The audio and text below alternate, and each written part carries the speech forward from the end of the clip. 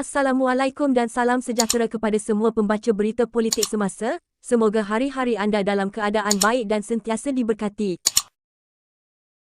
Malaysia masih menantikan Perdana Menteri ke-10 selepas PRU15 menyaksikan negara buat pertama kalinya berdepan situasi parlimen tergantung. Malaysia kini membawakan berita terkini secara langsung selepas pilihan raya umum. Bantahan di Kuching desak GPS tolak gabung dengan PAS. Pukul 8.56 malam, Kuching, di tengah-tengah laporan gabungan Parti Sarawak GPS, berpegang dengan keputusannya menyokong Perikatan Nasional PN untuk membentuk Kerajaan Persekutuan. Sekumpulan penduduk tempatan di Ibu Negeri Bumi Kenyalan itu telah menunjukkan sikap anti-PAS. Menurut laporan media, konvoi 5 kenderaan dilihat di pelbagai bahagian di Kuching, memaparkan poster menggesa rakyat Sarawak menolak keputusan GPS menyokong PN yang terdiri daripada PAS dan Bersatu, antara lain. Kami mahu pengerusi GPS Abang Johari Openg menarik balik sokongan kepada pengerusi PN Muhyiddin Yassin untuk menjadi Perdana Menteri, tulis salah satu poster yang digantung pada kenderaan yang dipandu di sekitar Jalan Carpenter dan Pasar Terbuka Kuching.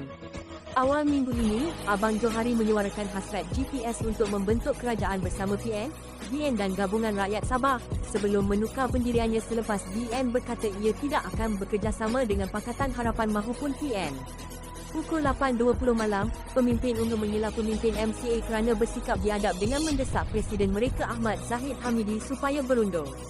Bercakap kepada media di Menara On, Ketua Pemuda Ashraf Wadli Dusuki meminta WI meletakkan jawatannya kerana prestasi buruk MCA dalam pilihan raya umum yang berakhir baru-baru ini. MCA bertanding 44 kerusi, dia hanya menang 2 kerusi di kawasan orang Melayu.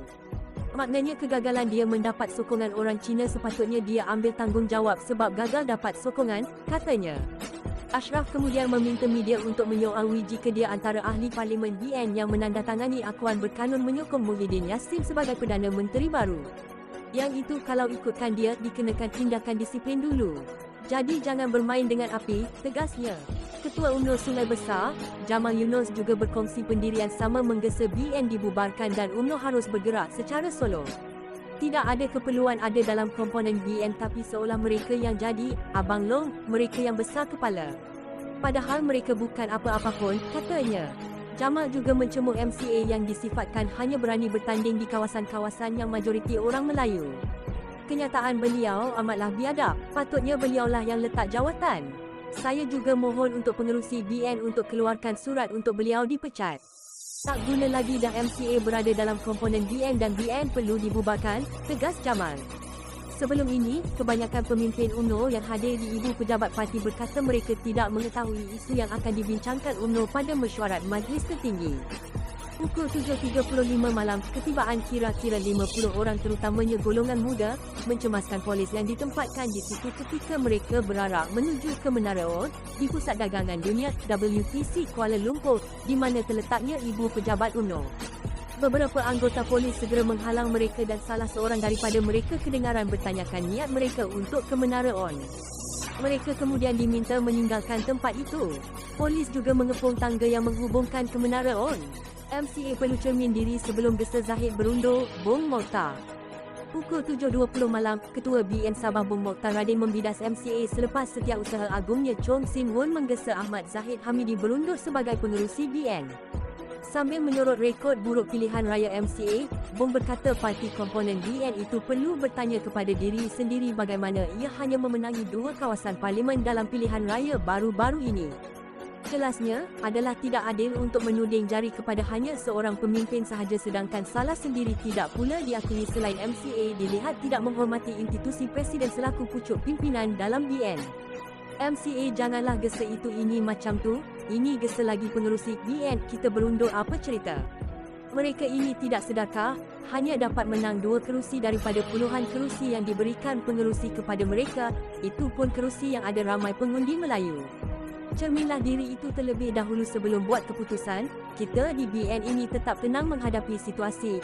Jangan kalutkan keadaan, katanya.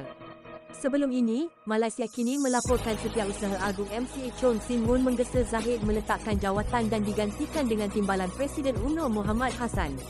Ini susulan surat kepada istana yang menyatakan bahawa 30 ahli parlimen DN menyokong pengerusi Pakatan Harapan Anwar Ibrahim sebagai Perdana Menteri seterusnya, yang dihantar Zahid. Chong menyifatkan tindakan Zahid bertentangan dengan pendirian Dewan Tertinggi DN yang memutuskan gabungan itu kekal berkecuali berhubung calon Perdana Menteri. Pukul 6.46 petang, Pakatan Harapan lebih genggaman dalam berunding kerjasama dengan DN bagi membentuk kerajaan perpaduan selepas pilihan raya umum ke-15 PRU15, kata seorang pemimpin UMNO. Menurut Ketua Pemuda UMNO Ashraf Wajdi Dusuki, pertemuan antara kedua-dua kepimpinan gabungan itu 2 hari lalu membincangkan terma dan tawaran PH dalam membentuk kerajaan. Sedangkan, kata Ashraf, pemimpin PN masih dengan perangan lama untuk cuba membuat perjanjian secara senyap-senyap. Kepimpinan PH lebih gentleman dan beradab dengan membuat pertemuan secara rasmi dengan 7 orang kepimpinan BN bagi menzahirkan hasrat untuk bekerjasama dengan kepimpinan BN. Sebaliknya, PN masih dengan perangai lama cuba buat dealing secara senyap-senyap dan mencuri 10 orang ahli parlimen untuk tanda tangan surat akuan bersumpah SD menyokong Muhyiddin sebagai PM. Sebab itulah, pertemuan dengan PN yang sepatutnya dijadualkan sejak 2 hari lalu terpaksa ditunda beberapa kali, kata Ashraf dalam kenyataan di Facebook. Tambah Ashraf, pihak mereka akan memperhalusi tawaran PH dan PN sekaligus akan akur dengan titah agung untuk pembentukan kerajaan perpaduan. Cuma persoalannya kenapakah PN begitu bongkak dan sombong untuk menolak titah nasihat Tuanku Agong agar dibentuk kerajaan perpaduan ya? Soalnya,